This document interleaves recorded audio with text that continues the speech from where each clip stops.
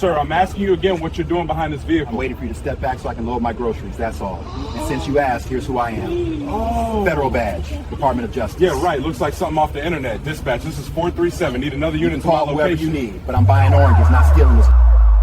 The heat was unbearable that Sunday afternoon in Charlotte, North Carolina. The thermometer had climbed to 91 degrees, and the air hung thick and humid over the Riverside Commons shopping plaza. It was the kind of day when the asphalt seemed to shimmer, when people moved a little slower, when tempers ran a little hotter than usual. The kind of day when everything feels slightly off balance, even before anything goes wrong. At precisely 3:15 in the afternoon, a man in his mid-40s stepped out of the Natural Harvest grocery store on Magnolia Boulevard. His name was David Richardson, and he was carrying 4 cloth shopping bags filled with the ingredients for a Sunday dinner he had been planning all week. Organic vegetables, fresh salmon from the seafood counter, a bottle of wine that the clerk had recommended. Simple pleasures for a man who rarely had time to enjoy them. David moved across the parking lot with the easy confidence of someone who knew exactly where he was going and had every right to be there. His silver Audi Q7 was parked in the 3rd row, about 60 feet from the store entrance. He had chosen that spot deliberately, far enough from the crowded spaces near the door to avoid the inevitable shopping cart dings that plagued parking lots everywhere. It was a small thing, but David was meticulous about small things. His entire career had been built on attention to detail. What David Richardson did for a living would become critically important in the next several minutes.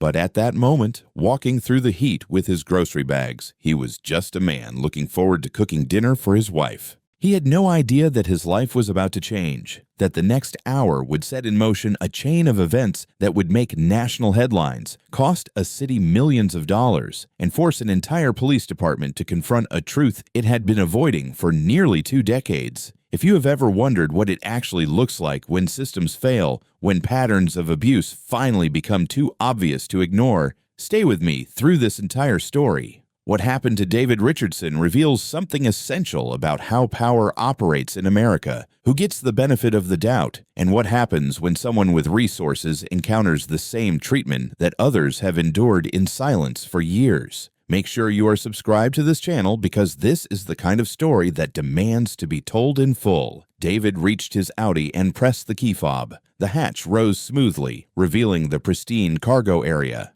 He began loading his groceries with the same methodical precision he brought to everything. The heavier items went in first, positioned near the back seats so they would not slide during the drive home. The wine bottle was placed carefully in the corner, cushioned by the softer bags of produce. The salmon stayed in its insulated bag, protected from the brutal afternoon sun. It was while he was arranging these items that David first noticed the patrol car. A white Charlotte-Mecklenburg police cruiser had turned into the parking lot from Magnolia Boulevard, moving slowly down the main lane. David registered its presence the way anyone might notice a police vehicle in their vicinity, with a brief, almost unconscious awareness that faded quickly. Patrol cars in shopping center parking lots were common enough, nothing to think twice about. He did not notice that the cruiser had slowed as it passed his row. He did not see the officer inside studying him through the windshield. He did not observe the vehicle make a sharp turn at the end of the lane and begin moving back in his direction.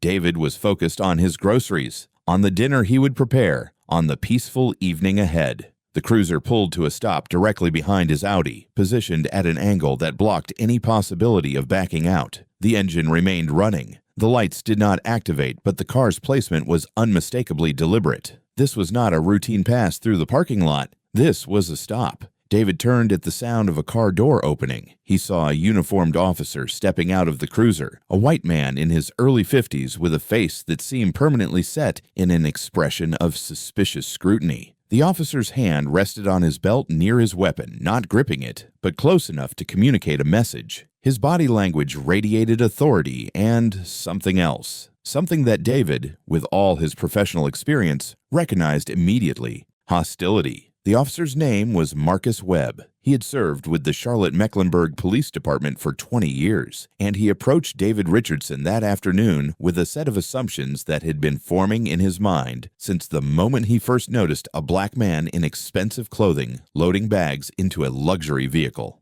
Quote, Webb said, stopping about 6 feet from where David stood by his open hatch. His tone was flat, neither friendly nor overtly aggressive, just cold, assessing. Quote 1.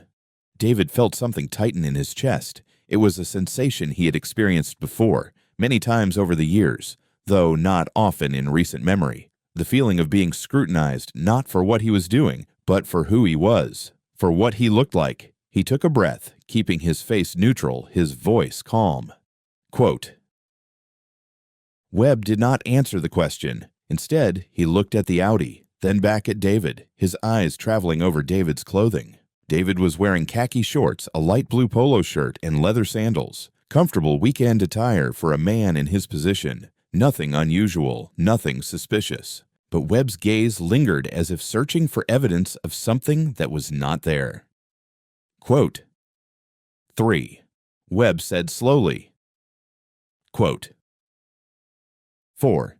David felt the tightness in his chest increase. He understood immediately what was happening, understood the calculation that had led this officer to stop behind his car instead of the dozens of other vehicles in the parking lot. He had spent 17 years of his career dealing with exactly these kinds of situations, analyzing them, prosecuting people who violated the civil rights of others. The irony of his current position was not lost on him.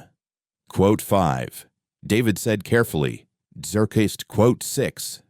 He gestured toward the cloth bags visible in the open hatch. The Natural Harvest logo was clearly printed on each one. The groceries themselves were visible, arranged neatly. There was nothing ambiguous about the scene. Webb glanced at the bags, but did not seem particularly interested in them. Quote 7. Quote 8. David reached slowly toward his back pocket.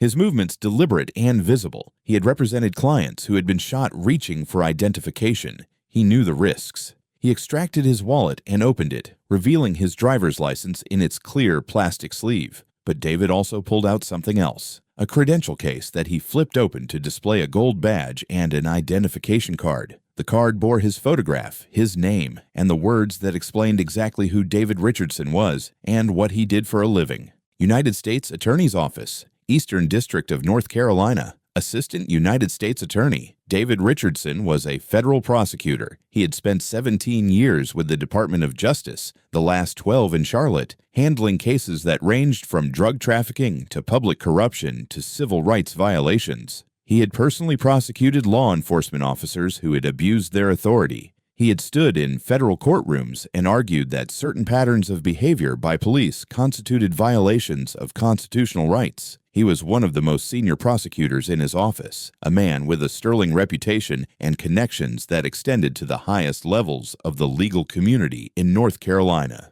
And now he was standing in a grocery store parking lot, being questioned by a patrol officer who had decided, based on nothing more than the color of his skin and the value of his car, that he must be a criminal. Webb looked at the credentials. His expression did not change. There was no flicker of recognition, no sudden awareness that he might have made a terrible mistake. If anything, his jaw seemed to tighten, his posture becoming slightly more rigid. Quote 9. David said evenly. Quote 10. What happened next would become central to the legal case that followed. Webb's response to being shown federal law enforcement credentials by a man who clearly was who he claimed to be would be analyzed in depositions, discussed in settlement negotiations, and cited in policy reforms for years to come. Webb looked at the credential case, then back at David, his lip curled slightly. These could be fake. Anyone can buy a badge online these days. Let that statement sink in for a moment. A uniformed police officer confronted with valid federal credentials from the United States Department of Justice responded by suggesting they might be counterfeit. This was not a case of unclear identification. This was not a situation where reasonable doubt existed about a person's identity. This was a federal prosecutor standing beside his own vehicle with receipts and credentials and every possible form of documentation being told that his word and his evidence meant nothing. David felt his stomach drop, not because he was afraid, though he understood at some level that this situation could still become dangerous. The feeling was something else. A profound disappointment that was almost physical. After everything he had achieved, everything he had worked for, he could still be reduced to this. Just another black man who did not belong. Quote 12. David said, and despite his training, despite his experience, he could hear a slight tremor in his voice. Quote 13. Webb's eyes narrowed. Are you refusing to cooperate with a lawful investigation? I am cooperating. I have shown you my identification. I have explained my presence here. I have offered to let you verify my credentials. What I am refusing to do is stand here and be treated like a suspect when I have done nothing wrong. The two men stood facing each other in the heat of the parking lot. Around them, the normal activities of a Sunday afternoon continued. Shoppers pushed carts to their cars. Children complained about the temperature. A family loaded a kayak onto a roof rack 3 rows over. No one seemed to notice the confrontation unfolding by the silver Audi. Why that pattern had been allowed to continue. I want to pause here and ask you something. Have you ever been in a situation where you knew you were being judged unfairly, where you could feel the weight of someone's prejudice affecting how they treated you? Think about what that felt like. Now imagine that the person doing the judging has a badge, a gun, and the legal authority to detain you. Imagine that experience happening not once, but repeatedly throughout your entire life. If you appreciate stories that explore these realities in depth, consider subscribing to this channel. There is so much more to this case than the moment we are in right now. Webb reached for his radio. For a moment, David allowed himself to hope that the officer was actually going to call for supervision, that sanity would prevail. But when Webb spoke into the radio, his words shattered that hope. Quote 16. Refusing to cooperate, David had shown his identification, he had shown his federal credentials, he had explained his presence, he had offered to have everything verified. In what universe did that constitute refusing to cooperate? But David knew the answer. He had seen it dozens of times in the cases he prosecuted. Once an officer committed to a narrative, once they decided someone was suspicious, every subsequent action by that person was interpreted through that lens. Cooperation became resistance. Calm became defiance. Innocence became evidence of deception. Quote 17. David said, reading the name from the badge on the man's chest, I want to be very clear about what is happening here. You stopped me based on a vague report that does not match my description or my activities. I have provided you with identification that proves I am a federal law enforcement official. You have described those credentials as potentially fake without any basis for that assessment. And now you are calling for backup after characterizing my cooperation as refusal. He paused, looking directly into Webb's eyes. Quote 19. Webb's face reddened, whether from the heat or from anger, David could not tell. Are you threatening me? I am informing you of facts. There is a difference. A second patrol car entered the parking lot, then a third. The backup Webb had requested was arriving, and David watched as officers emerged from their vehicles and began walking toward the confrontation. The scene was escalating, drawing attention now from the shoppers around them. A small crowd was beginning to form at a safe distance, phones emerging from pockets. David thought about his wife, waiting at home for him to return with the groceries. She would be starting to wonder where he was. She would not yet be worried, but she would be curious. He thought about calling her, but he did not want to reach for his phone with multiple officers now approaching. He knew better. One of the arriving officers was a woman with sergeant's stripes on her sleeve. She was perhaps 10 years younger than Webb, with short, dark hair and a sharp, observant expression that immediately took in the entire scene. The silver Audi with its open hatch, the grocery bags clearly visible, the federal credential case still in David's hand, and the rigid posture of her fellow officer. Her name was Lieutenant Patricia Vance, and she had served with the Charlotte-Mecklenburg Police for 28 years. She had known Marcus Webb for most of that time, and as she approached the confrontation, a weight settled in her stomach. She had seen this before. She had warned people about this before, and she had been ignored. Webb, she said, her voice carrying an edge of authority. What's the situation? Webb turned to her, his expression a mixture of defensiveness and determination. Suspicious individual matching a bolo description. Subject claims to be a federal prosecutor, but the credentials look suspicious. He's been hostile and uncooperative. Vance's eyes moved to David. She took in his appearance, his demeanor, and most importantly, the credential case in his hand. She stepped closer, close enough to read the identification card inside. Quote 25. She asked, her tone professional but notably different from Webb's confrontational approach. David extended the credential case. Vance examined it carefully, turning it slightly to catch the light. She studied the photograph, compared it to David's face, and read the text on the identification card. Her expression remained neutral, but something shifted in her eyes. A recognition not of David himself, but of the magnitude of the mistake her colleague had just made. Quote 26, she said, and there was respect in how she used his name. Quote 27. Quote 28. Webb interrupted, his voice rising. Quote 29. Quote 30. Vance cut him off. Her voice was quiet, but carried an unmistakable warning. Quote 31. She turned back to David. Dear Sir, quote 32. But David did not move. He stood there, looking at the two officers, processing not just what had happened to him, but what this moment represented. The apology was appreciated. The recognition that Webb had been wrong was important, but neither of those things addressed the fundamental problem. Quote 33. David said slowly. Quote 34. He paused, making sure she was listening. Quote 35. Vance's expression flickered. Something like pain passed across her face. I understand your concern, Mr. Richardson.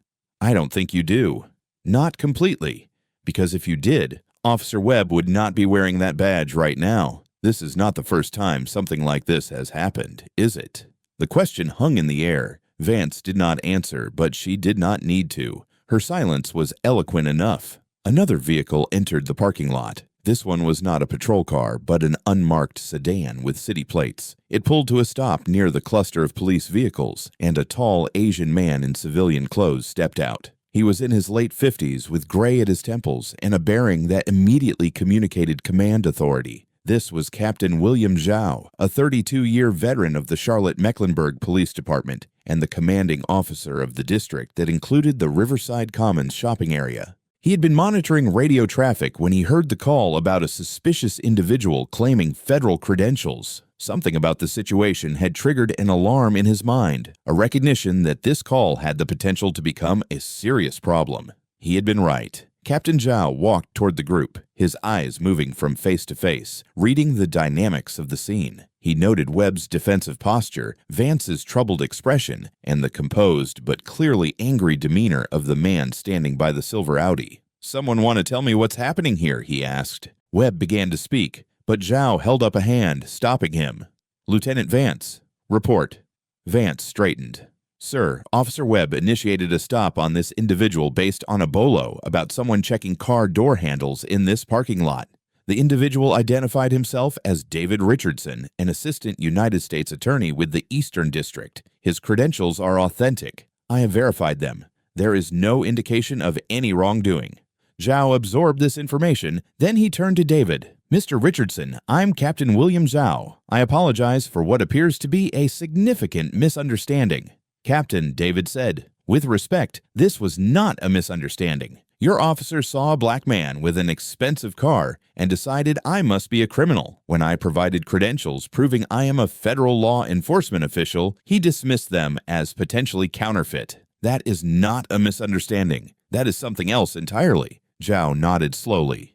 His expression was difficult to read, but David, who had spent nearly 2 decades studying people in high-pressure situations, detected something beneath the professional mask. Resignation, perhaps. Or maybe recognition. The look of a man who had seen this coming and had been unable to prevent it. "Mr. Richardson, I wonder if you would be willing to step aside with me for a moment. There are some things I think you should know." David considered the request. Part of him wanted to leave, to go home, to try to salvage what was left of his Sunday afternoon. But another part, the prosecutor's instinct that had served him so well over the years, recognized that something important was about to happen. Captain Zhao was not just managing a scene, he was making a decision. Quote 45. The two men walked a short distance from the others, close enough to be seen, but far enough for a private conversation. The afternoon sun was beginning its descent toward the horizon, but the heat had not relented. Both men were sweating, though neither seemed to notice. Quote 46. Zhao began, and there was weariness in his voice. Quote 47. He paused, as if gathering himself for what came next. Quote 48. David felt a chill despite the heat. Quote 49 sounds quote 50. Quote 51. Zhao's jaw tightened. Mr. Richardson, I have advocated for Officer Webb's termination multiple times. I have submitted formal recommendations. I have documented patterns of behavior that should have ended his career years ago. Each time, I have been overruled by command staff who retired, by civilian oversight boards that prioritized procedural protections over community safety, by a system that is designed to give officers the benefit of the doubt, even when there is no longer any doubt to give. David listened to this admission with a mixture of vindication and horror. Here was a senior police captain acknowledging openly that a problematic officer had been allowed to continue his pattern of abuse for 2 decades, despite clear evidence and repeated warnings. Captain, David said, I appreciate your candor, I really do, but you have to understand that what you're describing is not an explanation, it's an indictment. 24 complaints, 21 involving similar circumstances. If any other employee in any other profession compiled that record, they would have been fired a dozen times over. I know. Then why is this man still carrying a badge and a gun? Why is he still out there, stopping people like me, traumatizing people who don't have the resources to fight back? Zhao was silent for a long moment. When he spoke again, his voice was barely above a murmur. Because the system protects its own, Mr. Richardson, even when it shouldn't, especially when it shouldn't. The two men stood there, united briefly by a shared understanding of the problem, divided by their positions on opposite sides of it. David was the victim of a system that Zhao simultaneously served and struggled against. Neither of them had the power to fix it alone, but something had changed. David could see it in Zhao's eyes. A decision was crystallizing. A line was being drawn. Quote 58. Zhao turned and looked back at Officer Webb, who was standing with the other officers, his expression sullen and resentful. Then he looked at David. Quote 59. Zhao said slowly. Quote 60. David nodded. He did not know exactly what Zhao intended, but he sensed that this was a turning point, not just for him, not just for Webb, but potentially for an entire department. Captain Zhao walked back toward the group of officers. His stride was purposeful, his expression set. Lieutenant Vance straightened as he approached. The other officers fell silent. Even Webb seemed to sense that something significant was about to happen. Quote 61. Zhao said, his voice carrying clearly across the parking lot. Is it such? Quote 62. Webb moved toward his commanding officer, his posture defensive. Quote 63, quote 64, quote 65, quote 66. Webb hesitated. Quote 67, quote 68. Another hesitation. Quote 69, quote 70, quote 71, quote 72, quote 73, quote 74. Webb's face reddened. Captain, I was using my professional judgment. The subject matched the... Matched what exactly? You just told me there was no description. What exactly did Mr. Richardson match? Webb fell silent. There was no answer he could give that would not incriminate him further. The truth of his reasoning was obvious to everyone present, but speaking it aloud was beyond even his capacity for self-deception. Zhao nodded slowly, as if Webb's silence had confirmed everything. Then he turned to address the assembled officers. Quote 77. He turned back to Webb. Quote 78. Zhao stepped closer to Webb, his voice dropping but still audible to everyone present. Quote 79. The words fell like hammer blows. Webb's face went pale. Captain, you can't. I can, and I am. You are relieved of duty, effective immediately. Your badge and weapon will be secured, and you will be placed on administrative suspension pending a full investigation and termination proceedings. If you refuse to comply, I will have you arrested for insubordination. The parking lot had gone utterly silent. The other officers stood frozen, processing what they were witnessing. Lieutenant Vance's expression was complex, a mixture of relief and sadness, and something that looked almost like hope. The civilian bystanders who had been watching from a distance had their phones raised, recording everything. Webb stood motionless for several seconds. His hands trembled slightly as he reached for the badge on his chest. He unclipped it slowly, as if each movement caused him physical pain, and handed it to Captain Zhao. Then he removed his service weapon from its holster, ejected the magazine, cleared the chamber, and surrendered that as well. Quote 82. Webb said, his voice thick with emotion. Quote 83. Quote 84. Zhao interrupted. Quote 85. He turned to Lieutenant Vance. Quote 86. Quote 87. The assembled officers watched as Vance led Webb away. The scene had a surreal quality, like something from a movie rather than real life. Police officers did not often see one of their own stripped of authority in such a public and decisive manner. It was unprecedented in most of their experiences. David Richardson had watched the entire confrontation in silence. As Zhao approached him again, David found himself struggling to process what had just happened. He had hoped for accountability. He had expected at best a formal complaint process that might result in some kind of disciplinary action months down the line. What he had witnessed was something else entirely: swift, decisive public justice. Quote 88. Zhao said. Quote 89. Quote 90. David said slowly. Quote 91. Zhao nodded. He had expected this. Quote 92.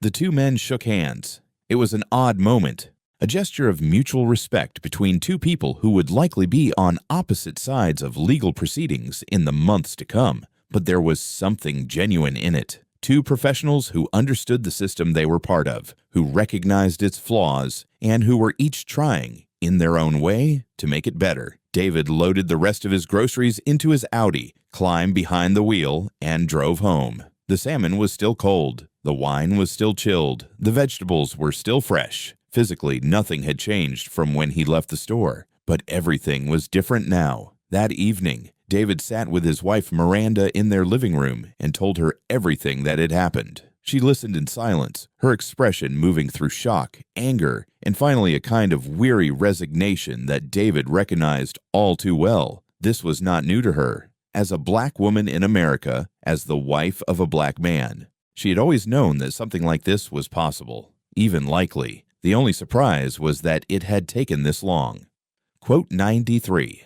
She asked when he finished. David was quiet for a long moment, staring at the window where the evening light was fading into darkness. Quote 94. He said finally. Quote 95. Quote 96. Quote 97. Quote 98. David turned to look at his wife. Quote 99. He shook his head slowly. Quote 100 years. Miranda reached out and took his hand. She did not argue. She did not try to change his mind. She simply held on, offering the kind of support that came from years of partnership, years of understanding that some battles have to be fought regardless of the cost. The next morning, David contacted one of the most respected civil rights attorneys in North Carolina. Her name was Eleanor Hendricks, and she had spent 3 decades fighting cases exactly like this one. When David explained what had happened, she was silent for several seconds. Quote 101. She said finally, quote 102, quote 103, quote 104. 7 weeks after the incident in the parking lot, David Richardson filed a federal lawsuit against Marcus Webb, the Charlotte-Mecklenburg Police Department, and the city of Charlotte. The complaint ran to 47 pages and detailed not only what had happened to David, but the systematic failure to address Webb's pattern of discriminatory conduct over 2 decades. The charges were comprehensive: racial profiling in violation of the 14th Amendment, unlawful detention in violation of the 4th Amendment, false characterization of a citizen as suspicious without reasonable cause, deliberate indifference by the department to a documented pattern of civil rights violations, failure to adequately train, supervise, and discipline officers with histories of discriminatory conduct. The lawsuit sought compensatory damages for David's emotional distress, punitive damages to deter future misconduct, and comprehensive policy reforms to prevent similar incidents from occurring. The news broke like a thunderclap.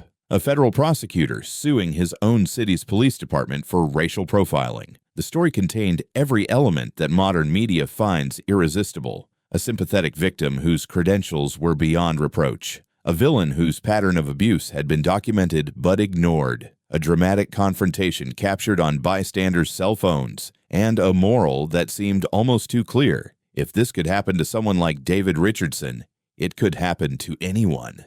The cell phone footage from the parking lot spread across social media within hours. The image of Captain Zhao demanding Webb's badge and weapon became iconic, shared millions of times with captions ranging from supportive to outraged. Cable news networks ran segments analyzing the incident. National newspapers published lengthy investigations into the complaint histories of officers across the country. The conversation about police accountability, which had been simmering for years, reached a new boiling point. Think about this for a moment. 24 complaints over 20 years, 21 involving black professionals in affluent areas. How many other officers in other departments have similar records? How many are still on the street right now, approaching someone who looks like they don't belong, making decisions based on prejudice rather than evidence? I would genuinely love to hear your thoughts on this in the comments. Have you or someone you know experienced something similar? What do you think it would take to actually change these patterns?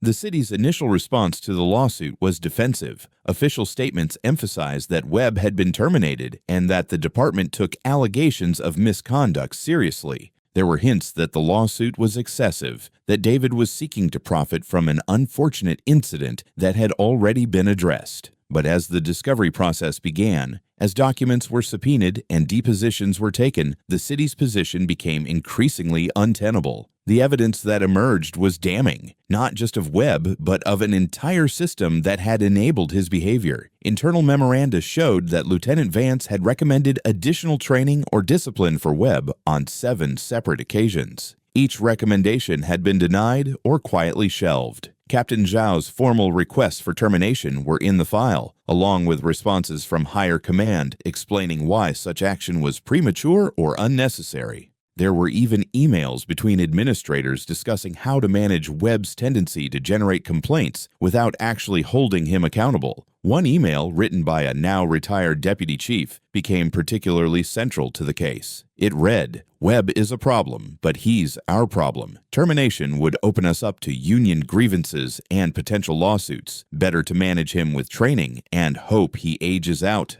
Hope he ages out." 20 years of civil rights violations, and the departmental strategy was to wait for retirement. The depositions were equally revealing. David's attorney, Eleanor Hendricks, proved to be masterful in her questioning. She methodically worked through each of the 24 complaints against Webb, establishing patterns, documenting similarities, and forcing witnesses to explain why no meaningful action had ever been taken. Lieutenant Vance's testimony was particularly powerful. She described a culture of protection within the department, where officers with connections or seniority were shielded from accountability. She spoke of her own frustration at being overruled when she tried to address Webb's conduct. And she admitted, with evident anguish, that she had known something like this was inevitable. Quote 105. She said during her deposition, quote 106. She paused, composing herself. Quote 107. Captain Zhao's testimony was equally significant. He detailed his own efforts to address Webb's conduct, the resistance he had encountered, and his decision to act unilaterally in the parking lot that Sunday afternoon. Quote 108. He said. Quote 109. He looked directly at the camera recording the deposition. Quote 110. The depositions of Webb's previous victims were some of the most difficult testimony in the entire case. One by one, they came forward to describe their encounters with the officer who had spent 20 years making assumptions about who belonged where. There was Dr. Cheryl Washington, a surgeon at a Charlotte hospital, who had been stopped while jogging in her own neighborhood and questioned for 20 minutes about whether she actually lived there. There was Marcus Thompson, a partner at a prestigious law firm, who had been detained while leaving his own office building late one evening. There was Professor Annette Collins from the local university, who had been followed through a shopping mall and had her bag searched because she was wearing an expensive coat that Webb found suspicious. Each story was different in its details but identical in its essence. A successful black professional going about their daily life, suddenly confronted by an officer who saw their presence as inherently suspect. Each had filed complaints. Each had been told the matter would be addressed. And each had watched as nothing meaningful happened. The pattern was undeniable, And as the depositions accumulated, as the documents piled up, the city's position shifted. The defensive statements stopped. The suggestions that David was overreaching disappeared. Negotiations began in earnest. The settlement took 26 months to finalize. When it was announced, the numbers made headlines across the country. The city of Charlotte would pay David Richardson $4.8 million in compensatory and punitive damages. It was one of the largest settlements in the city's history for a case involving a single unlawful stop. The amount reflected not just David's experience, but the years of documented misconduct that the department had failed to address. But the money, significant as it was not the most important part of the settlement. The policy reforms that accompanied it would reshape how the Charlotte-Mecklenburg Police Department operated for years to come. Under the terms of the agreement, any officer who accumulated 12 complaints involving similar patterns would automatically trigger a comprehensive review by an independent oversight board. The review would include examination of all relevant evidence, interviews with complainants, and a recommendation that command staff would be required to follow or publicly explain their refusal to follow. Mandatory supervisor review would be required for all stops in affluent areas where the subject's race differed from the demographic majority of the neighborhood. Officers would be required to articulate specific, objective reasons for the stop before it occurred. Body camera requirements would be expanded to cover all parking lot contacts, regardless of whether a formal stop was initiated. Footage would be automatically preserved for any interaction lasting more than 3 minutes. Annual civil rights training would be conducted by practicing attorneys, including representatives from the U.S. Attorney's Office, rather than internal police trainers. The training would include case studies of documented civil rights violations and their consequences. Command staff would face personal accountability for officers under their supervision with documented patterns of problematic conduct. Failure to take appropriate action on complaint histories would be considered in promotion decisions and could result in demotion. These reforms were not cosmetic. They represented a fundamental shift in how the department would handle allegations of misconduct. The days of managing problem officers with training seminars and hoping they would age out were over. Marcus Webb, for his part, did pursue the legal challenges he had promised. His union filed grievances. His attorney filed motions. The procedural battles dragged on for months after his termination, but in the end, none of it mattered. The documentation was too extensive, the pattern was too clear, the witnesses were too numerous and too credible. 10 weeks after the incident in the parking lot, Webb's termination was finalized. His police career was over. He would never wear a badge again. David Richardson returned to his work at the U.S. Attorney's Office. The case had made him something of a celebrity in legal circles, though that was never his intention. He continued to prosecute civil rights violations, now with an even deeper understanding of what victims experienced. In interviews about the case, he was always careful to emphasize one point above all others. Quote, "Sunhörder 11," he would say. Quote, "One side 12." He would pause, letting the weight of the words settle. Quote, 113.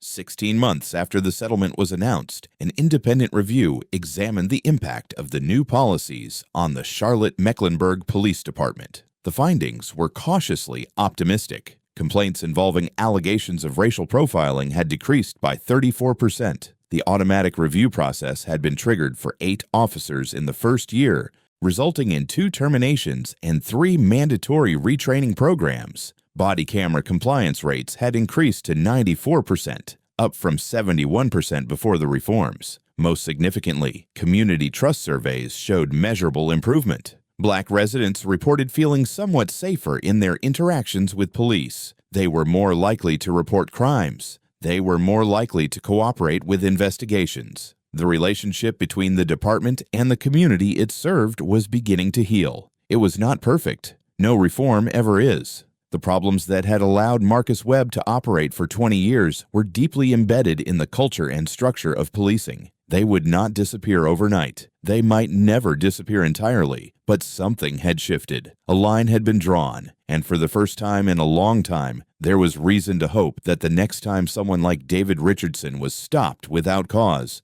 the system might actually respond. So what does this story tell us? What lessons can we draw from the experience of a federal prosecutor in a grocery store parking lot? Perhaps the most important lesson is about the power of documentation. For 20 years, people complained about Marcus Webb. They filed formal grievances. They described their experiences. They named names and gave details. And for 20 years, those complaints accumulated in a file that no one ever acted on. But when the moment finally came, when someone with resources decided to fight back, all of those complaints became evidence. They established a pattern. They proved deliberate indifference. They transformed an individual incident into a systematic failure. Documentation matters. Every complaint filed, every experience recorded, every story told adds to the record. And records eventually have consequences. Another lesson is about the importance of allies within institutions. Captain Zhao spent years trying to address the problem of Marcus Webb.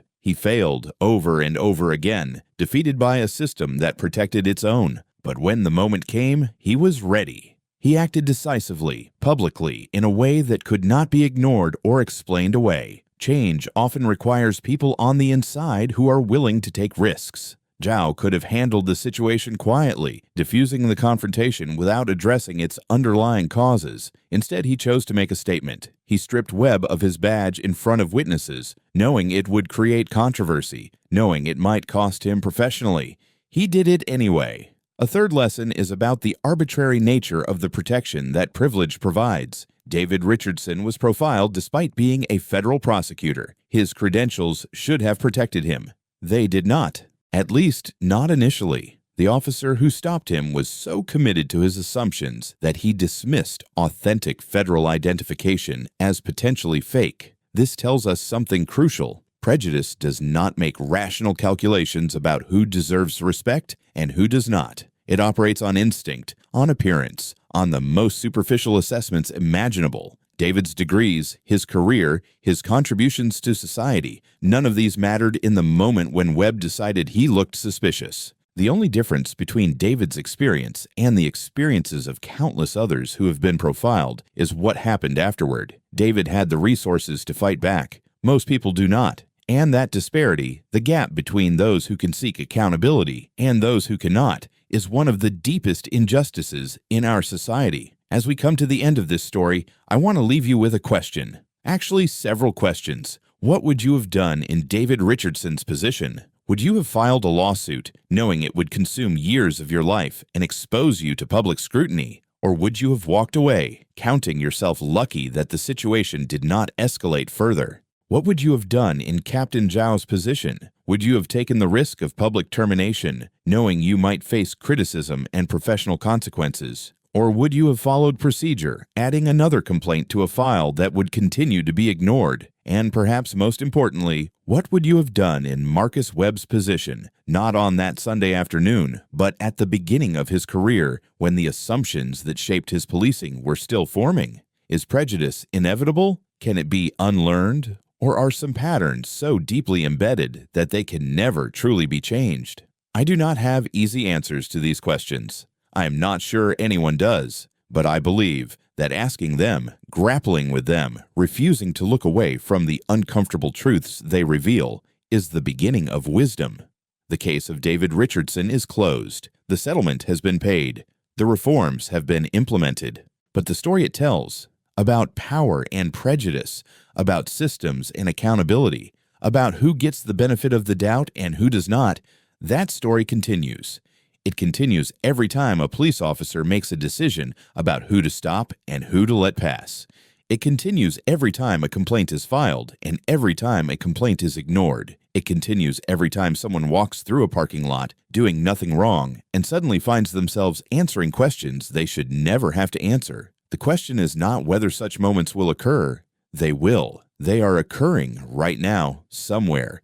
As you listen to these words, the question is what we do about them, how we document them, how we address them, how we build systems that provide accountability rather than protection for those who abuse their authority. David Richardson did what he could. Captain Zhao did what he could. The people who came forward to share their experiences did what they could. And because of their efforts, something changed. Not everything, not enough, but something. And in a world where change often seems impossible, where systems seem too entrenched to move and patterns seem too ingrained to break, that something matters. If this story resonated with you, if it made you think differently about the systems we live within and the assumptions we carry, I would ask you to subscribe to this channel. There are more stories like this one, stories of injustice in accountability, of failure and reform, of ordinary people confronting extraordinary circumstances. Each one has something to teach us. Each one deserves to be told. Leave a comment below with your thoughts. Tell me what you would have done. Tell me if you have experienced something similar. Tell me whether you think the reforms in this case will make a real difference, or whether they are just another temporary fix that will fade with time. These conversations matter. They are how we process difficult truths. They are how we hold each other accountable. They are how we move, slowly and imperfectly, toward a society that lives up to its ideals. Thank you for staying with me through this entire story. It was a long one, but some stories cannot be told quickly. Some stories demand the time to be told properly. I hope this was one of them. Until next time, take care of yourselves. Take care of each other, and never stop asking the hard questions. They are the only ones worth asking.